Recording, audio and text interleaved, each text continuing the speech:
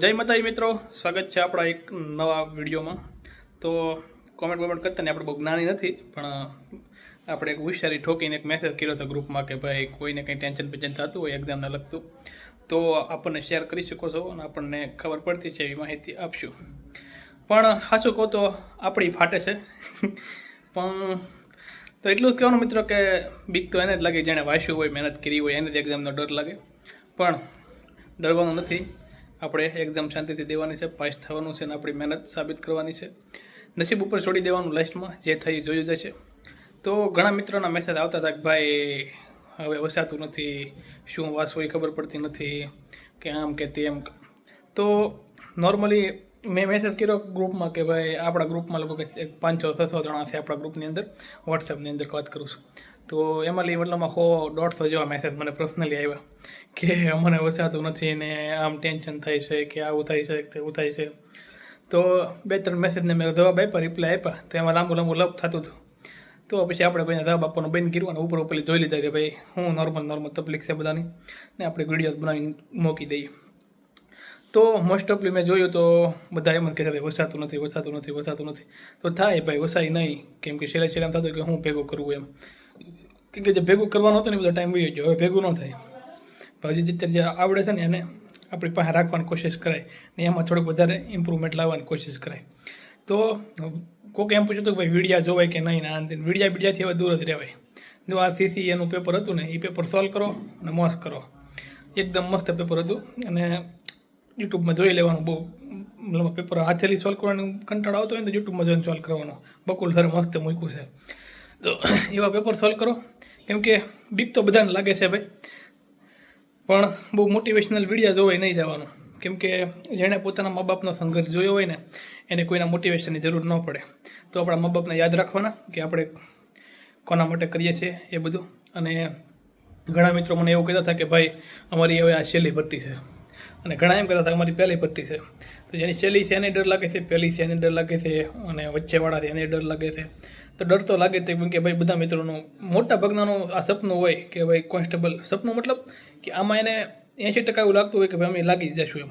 કોન્સ્ટેબલની ભરતી એવી છે કેમ કે 10,000ની ભરતી છે, સ્વાભાવિક છે બધાને લાગતું હોય કે અમે લાગી જ જઈશું એમ. અને એવી જ ભરતીમાં આપણને ડર લાગતો હોય વધારે પડતો. તો ડરવાનું નહીં, કેમ કે આપણે વાંચીને જઈએ છીએ. ડર તો એને લાગે છે વાંચા વગીને જતા હોય, મહેનત કર્યા વગીને જતા હોય એને ડર લાગે. તો આપણે ડરવાનો કોઈ રીઝન છે નહીં આમાં.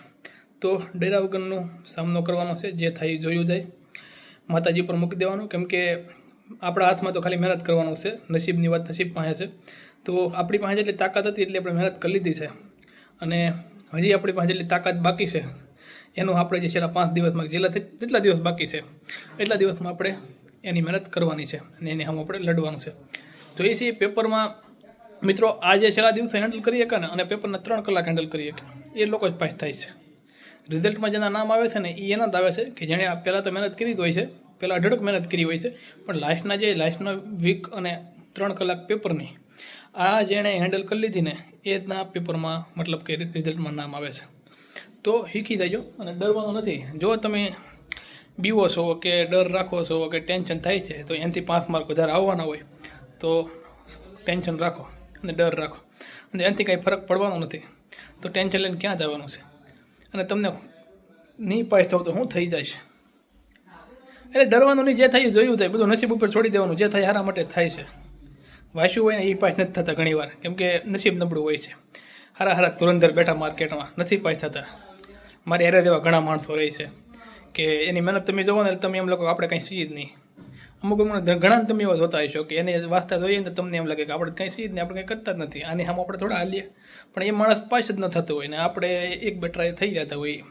તો આપણા નસીબ ઉપર ભરોસો રાખવાનો, આપણી જાત ઉપર ભરોસો રાખવાનો. ઓલાને આવડે છે એ મને નથી આવડતું એવું નહીં રાખવાનું. આપણને આવડે છે એટલામાં રાજી રહેવાનું, કેમ કે બધા પાસે પોતપોતાની શક્તિ હોય છે. અહીંયા એવું જ થાય, લાઇબ્રેરીમાં જતા હોય ને તો કોઈક પાસે બીજી બુક હોય, કોઈક પાસે બીજી બુક હોય, તો આપણને થાય હું ક્યારે એ બુક વાંચેલું, હું ક્યારે વાંચેલું. મતલબ બધું ભેગું કરવા નહીં જવાનું. અત્યારે જે છે એનાથી વાંચ્યા રાખો તમારી પાસે જે છે એ. મતલબ કે જે મેથમાં નથી આવડતું, મેથમાં કેવું થાય અમુક તમને રીત ભૂલાઈ જાય. હવે લાસ્ટ દિવસો છે તો કે દાખલો ગણવા બેસો તો એની રીત ભૂલાઈ જાય, એવું બધાને થતું હોય નોર્મલી. આવડતો હોય એકવાર કોઈ કહી દે ને કે આમ તમે આખો દાખલો પછી ગમે એવો આપે ગણી જો, પણ એકવાર યાદ આવવું જોઈએ, સૂત્ર યાદ આવવું જોઈએ, એની રીત યાદ આવવી જોઈએ. તો અત્યારે તમારી પાસે એ જ ટાઈમ છે ગોખવાનો. અત્યારે હવે કંઈ નવું પાકું કરવાનો ટાઈમ નથી કે નવું તમે વાંચી લો, ગમે નાલે ભેગું કરી લો તો તમને જૂનું રહી જાય, રિવિઝન કરવાનું રહી જાય. તો તમારી પાસે અત્યારે એ જ ટાઈમ છે કે તમને જે નથી આવડતું એને રહેવા દો, સાઈડમાં મૂકો, અને જે આવડે છે તમે જે પહેલાં એને કર્યું છે ટાઈમ આપીને એને અત્યારે કવર કરવાની કોશિશ કરો કે મને એક્ઝામમાં એ કઈ રીતે યાદ આવે તાત્કાલિક. તો એની ઉપર તમે વધારે ધ્યાન આપજો. મારો અત્યારે એ જ કામ છે, હું એ જ કરું છું. અત્યારે મેથ્સની બધી રીત ગોખું છું, ગમે એમ પાકે કરું છું કે આ દાખલો પૂછાય તો જલ્દી રીતે મને કઈ રીતે યાદ આવી જાય કે યાદ રીતે આવે. જો કે એવું અઘરું પૂછવાનું જ નથી, ખોટું ટેન્શન હું તમને આપવા માગતો નથી, તમારે લેવાનું નથી. અત્યારે એવા ઘણા પડીકા છોડ છે મારી જેમ, હું અત્યારે તમારે હું પડીકા છોડું ને એ માર્કેટમાં ઘણા પડીકા છોડ છે. તમારે આ બધાથી દૂર જ રહેવાનું. હું તો કહું મારો વિડીયો ન જોવાય, કેમ કે બધાને પણ અલગ અલગ વિચારો હોય, પોતપોતાનો અલગ માઇન્ડસેટ હોય. મારો માઇન્ડસેટ અલગ હોય, તમે તમારા અલગ માઇન્ડસેટથી આમાં હું બીજા બધાના વિડીયો જોઈને આપણી આખી રણનીતિ બગડી જાય, આપણો પ્લાન બગડી જાય. આપણે આમ એનો પ્લાન યુઝ કરવું. અમુક તો યુટ્યુબમાં જોઈ જાય મોટિવેશન લેતા હોય, એ પ્રમાણે પોતાનું ટાઈમ ટેબલ બનાવતા હોય, પણ આપણે એ ટાઈમ ટેબલ પ્રમાણે જીવતા જ નથી. હવે આપણું ટાઈમ ટેબલ અહીં ઉઠવાનું અલગ હોય ને એનું ટાઈમ ટેબલ અલગ હોય. એટલે આપણે આપણી રીતે ધ્યાન રાખીને હવે થોડાક દિવસ કાઢવાના છે. બધા મિત્રો સાથે મળશું એક્ઝામ પછી. આ લગભગ આપણો છેલ્લો બ્લોગ. હવે આપણે કોન્સ્ટેબલના વિડીયો તો લગભગ તો નહીં બનાવીએ, કેમ કે આ તો છેલ્લો આજ રવિવાર છે ને આ જમવા રૂમે આવ્યા છીએ, મતલબ રૂમની બાજુમાં, કારણ કે અમારા ટિફિન ન આવે એટલા માટે, એટલે વિડીયો બનાવી નાખ્યા રૂમે આવ્યા હતા તો. બાકી આપણે વિડીયો બનાવવાનો કંઈ ઈરાદો હતો નહીં. તો બધા મિત્રોને ઓલ ધ બેસ્ટ. ગ્રુપમાં પણ કહી દઈશ હું જ્યારે એક્ઝામને એક દિન વાર છે, પણ જે વિડીયો જોવે છે બધા મિત્રોને ઓલ ધ બેસ્ટ. તમે બધા મને ઓલ ધ બેસ્ટ કહેજો, મારા માટે પ્રાર્થના કરજો. હું તમારા બધા માટે પ્રાર્થના કરું છું કે બધા મિત્રો લાગી જાય. તો હું પગોડા દઈને તમારા બધા જ્યારે ઘરે જઈશ ત્યારે તમારા બધા વતી માતાજીના દર્શન કરી કે આપણા જે વિડીયો જેના ધોયા છે, મેં જેને મદદ કરી છે, મારી મદદથી એ બધા પાસ થવા જોઈએ, અને જેણે મને મદદ કરી છે એ બધા પાસ થવા જોઈએ. તો એવી બધાને વતી હું તમારી વચ્ચે પ્રાર્થના કરીશ. અને મિત્રો બીવાનું નથી, બિંદાસ. જો બીવું હોય તો પોલીસની તૈયારી ન કરાય, અને મને એવું નથી લાગતું કે પોલીસની તૈયારી કરી બીતા હશે, પણ આ તો વાત છે. ટેન્શન તો થાય, ટેન્શન તો મને થાય, મારીને ફાટીને હાથમાં આવી ગયેલી છે ભાઈ, ખોટું શું કહેવું. કેમ કે ફેલ થાય તો ભાઈ જવાબ દેવા આગળ પડી જાય, વાટે જ બેઠા છે. જાઓ મારા તો ગામના એવા છે, હું દ્વારકા હાલી જતો હતી, મને એમ કરે અમુક તો મને એમ કીધું હતું, હું જ્યારે દ્વારકા હાલીને જાઉં ને તો મને એમ કીધું કે કેમ તારી એક્ઝામ નથી આવતી? તો મેં કીધું વાર છે એમ. તો કે હું એ કહેતું હાલતો વાંચી, મને એમ કહેતા હતા. એટલે એવા માણસો દુનિયામાં નેગેટિવિટીવાળા માણસો હોય તે જેને તમારા હારામાં રસ જ નથી. તમે હારે બેઠા હો ને એટલે તમને સારું કહેતા હોય ભાઈ આમ ને ભાઈ આમ ન હોય એટલે એમ બીજાને એમ કહેતા હોય ને કાંઈ કરતા ને. મારા ગામના જ તે, મારા ગામના ઘણા એમ કે આપણા જ્યારે આપણી પાછળ જે ખર્ચા કરે છે ને, મારી પાછળ જે ખર્ચા કરતા હોય ને એને ઉપાધિ ન હોય એટલા મારા બીજા એમ કહેતા હોય એ કાંઈ કરતા ને, ઓનલાઈન જ હોય જ્યારે થઈ ઓનલાઈન જ હોય. એલા ભાઈ ઓનલાઈન હોય તો અમારી અડધો દિવસ તો લેક્ચર જોવામાં થતો હોય. એવું ન હોય તમે એમને મેસેજ કરો ને ડબલ ટીક થઈ જાય, એનો મતલબ કે ઓનલાઈન જ હોય ને આ તમે આ કરતા હોય. આપણે ત્યાં ભાડી ગયા હોય ને બહાર જમવા જાય એટલે કેમ વાંચતા ને, એટલે અમારે હું ખાવું નહીં, અમારે સારું ખાવું, એટલે તૈયારી કરે છે ને જીવવાનો અધિકાર જ નથી ભાઈ. સરકારી નોકરાની તૈયારી કરે અને જીવવાનો અધિકાર જ નથી, એને બધું આશ કરવાનું. એટલે એવા હોય જ તે, એવી ઉજ્જુ ગામમાં ભરી જ હોય. તમારે એમાં ધ્યાન નહીં દેવાનું, આપણે આપણી મહેનત ઉપર વિશ્વાસ રાખવાનો. અને તમે તારે ફેલ થાવ ને તો એ તો કહી દે તાર થાય કરી લેજે, તાર નથી જોવાનું. મારા બા બાપને ટેન્શન નથી, તને શું છે ભાઈ?